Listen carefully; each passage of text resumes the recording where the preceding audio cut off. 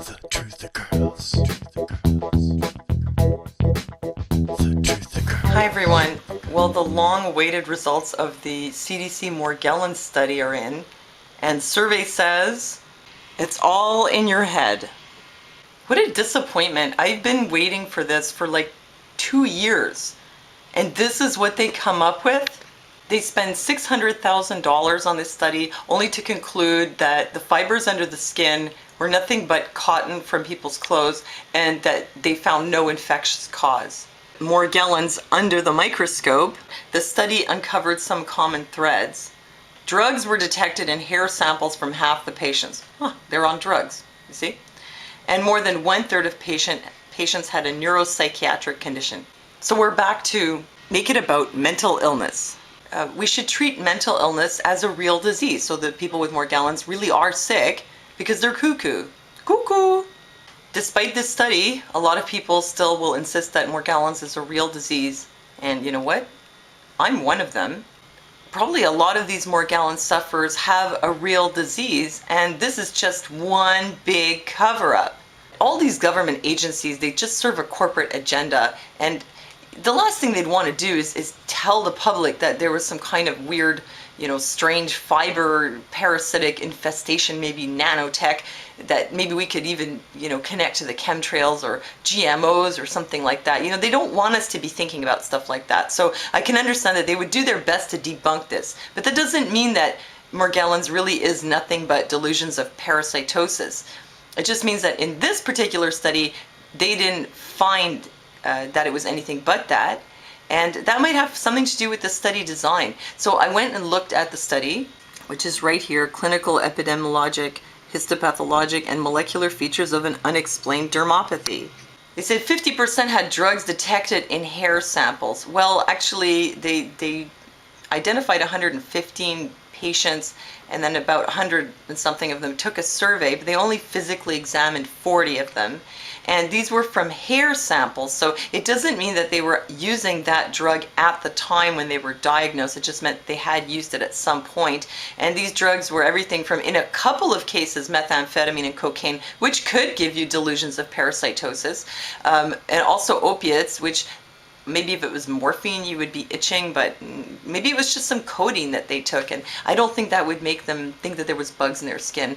Also barbiturates, benzodiazepines, and cannabis, and those aren't going to make you think you have bugs. So what does that have to do with anything?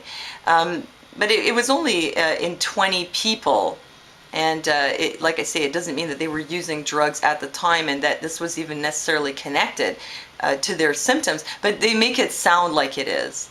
Another thing that's interesting is they say 78% reported exposure to solvents, that either they were engaging in hobbies using solvents or they lived with someone who was doing that, like stripping furniture or something. So maybe in some of these patients, maybe it had something to do with solvent exposure. Possibly what happened here was that they didn't take real Morgellons patients to begin with. They took, from the population using Kaiser Permanente medical facilities.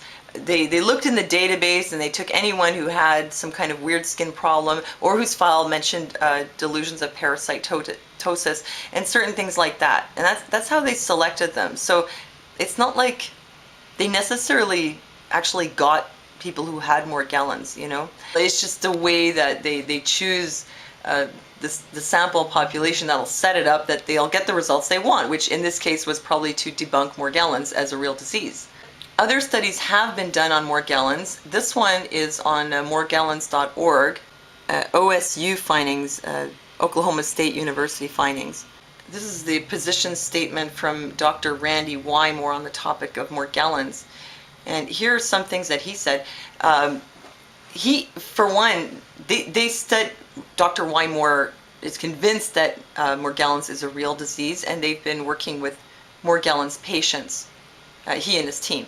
And they find that the fibers that are in the skin that are actually often embedded in unbroken skin and not under a scar, those fibers, which are under the unbroken skin and also found in wounds, are not textile fibers. And I've seen this on a news report as well a while ago, that they tested the fibers in a database, and there was no match. So this is what Oklahoma State University found, that these fibers really are mysterious and they're not just coming off people's clothing. And there have been other studies done as well, and you can find more information on morgellons.org.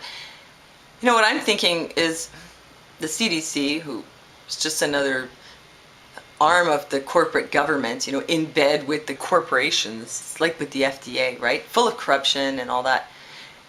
If they had really wanted to study Morgellons, why didn't they, for example, take some of the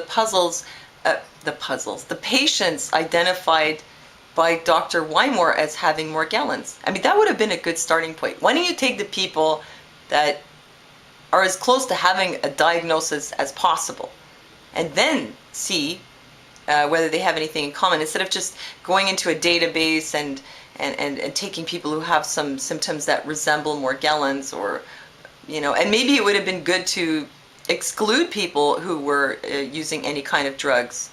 You know, I think that they could have had a better study design, and I'm disappointed, but I'm not surprised. And I don't think that this will be the end of the argument. I hope that more doctors like Randy Wymore will continue to do research in Morgellons, because people deserve the truth. And, you know, I actually know someone whose husband had Morgellons. He's not crazy. He's not on drugs. Neither is his wife. They all witnessed fibers coming out of the skin. I'm not talking like a couple of little fibers in the wound or here and there. The guy was shedding this stuff. I mean, it was just coming out of his body. It was obviously something that the wife had never seen before. And he figured he had Morgellons, and he ended up getting help from a Chinese traditional medicine doctor. And he also got relief from the zapper. Actually, he wore it for 3 months straight, and his wife told me that he was cured. But I would hesitate to use the word cure, because I don't know if it really was permanent, but he got some very good relief from his symptoms. So let me know what you think about Morgellons, if you have any experience with it, if you think it's real or you think it's not. And well, thanks for listening to me, and I'll see you next time.